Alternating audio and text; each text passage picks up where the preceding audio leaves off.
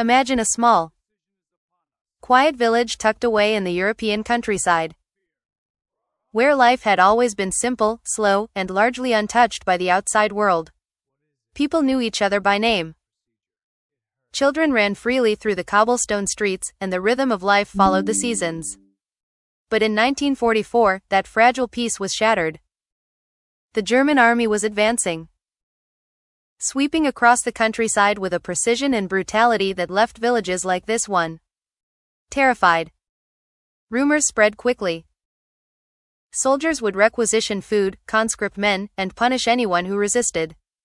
Panic settled in like a heavy fog, and the villagers looked to one another for hope, though hope seemed scarce. In the midst of this fear, there was one figure who refused to succumb to terror. One person whose courage would quietly become the lifeline of the community. The village doctor.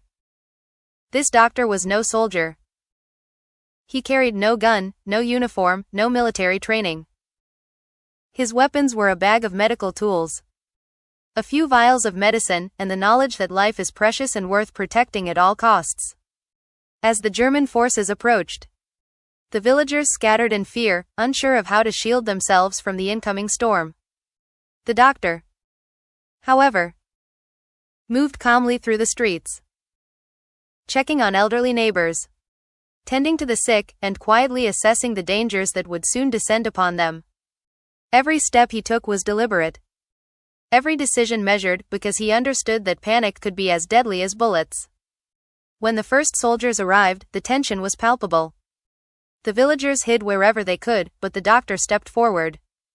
He greeted the German officers with respect, speaking in measured tones, never showing fear, even as they questioned him. He had a way of appearing ordinary, unassuming, someone who was harmless yet not to be trifled with.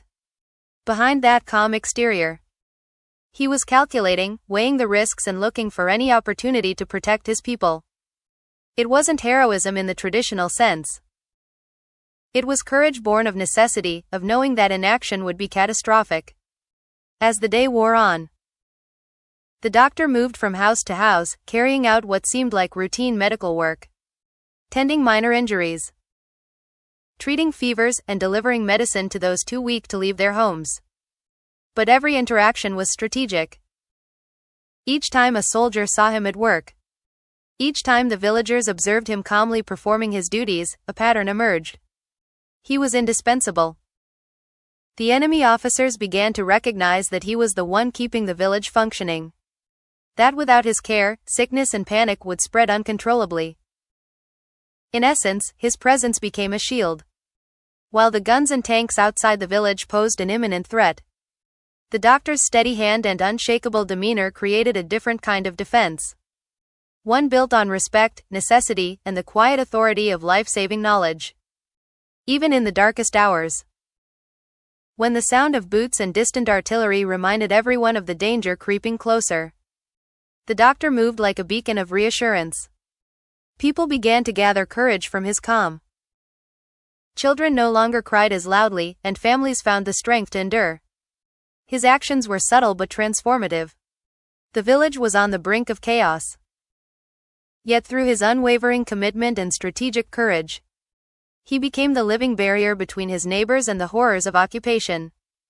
In a war defined by destruction and fear, one man, armed only with his skill and moral courage, proved that sometimes the most powerful resistance comes not from firepower, but from steadfast dedication to protecting the lives of others. By the time the German army moved on, the village remained intact, and its people had survived without loss to the invading forces. The doctor's courage had not only preserved life but had reminded everyone that bravery comes in many forms, often hidden behind quiet, everyday acts that carry extraordinary consequences. In that small village, the doctor was more than a healer. He was a protector, a strategist, and the living embodiment of courage when it was needed most. As the village held its breath under the looming threat of the German army, the doctor understood that courage alone would not be enough to protect his neighbors. Weapons could not be carried into this fight. Instead, he had to rely on his knowledge.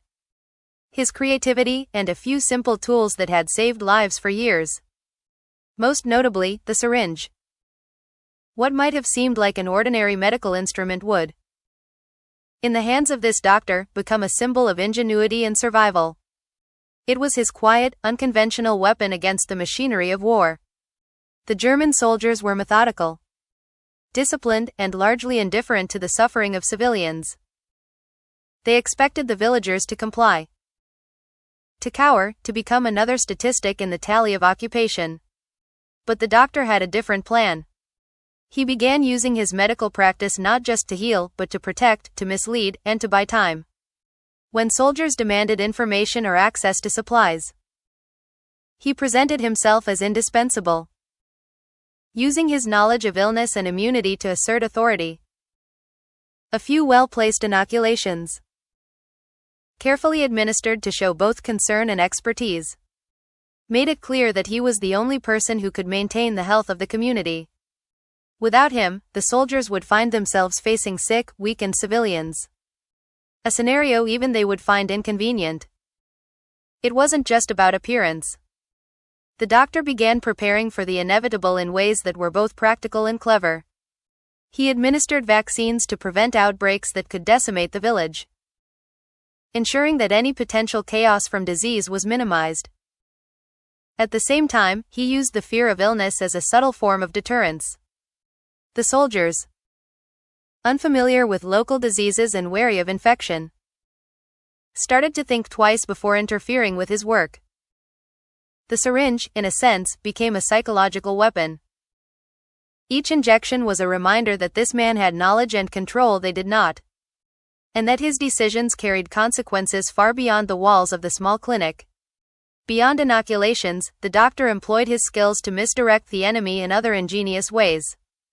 He labeled medicine bottles, kept careful records, and even created the illusion of a larger, more organized medical operation than actually existed.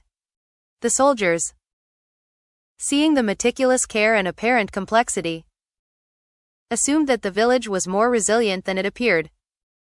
Every small action, administering a serum, checking a patient, writing in his ledger, was a calculated move in a larger strategy to protect lives without firing a single shot. In essence, he was waging a battle of wits, using science, precision, and foresight to outmaneuver an armed force. The villagers, initially skeptical, quickly realized the power of his approach. They witnessed how the simple act of giving a shot or tending to a sick child could create a buffer against violence. Families began to trust his judgment, following instructions carefully, hiding supplies where he directed, and maintaining the routines that reinforced his position of authority. It was a form of quiet resistance, a communal effort orchestrated by one person who understood that ingenuity and skill could become a shield as effective as any weapon. When the German army eventually moved on, the village had survived not because of firepower, but because of a doctor's knowledge and ingenuity. He had turned the ordinary into the extraordinary, proving that survival in war often depends on clever thinking, moral courage, and the ability to wield tools in unexpected ways. That syringe, a simple instrument of medicine, had become a lifeline, a deterrent, and a symbol of resilience. Through his inventive use of medicine, the doctor saved lives, preserved a community, and left behind a story of quiet heroism that would endure far beyond the echoes of marching boots. In the end, the battle was not fought on the fields with bullets or tanks, but in the small rooms of the village clinic, where skill, ingenuity, and the courage to act decisively turned the tide. The doctor's story reminds us that sometimes the most powerful weapons are not those we carry on our shoulders, but those we carry in our hands and in our minds. And that intelligence, compassion, and creativity can be as lethal to oppression as any army.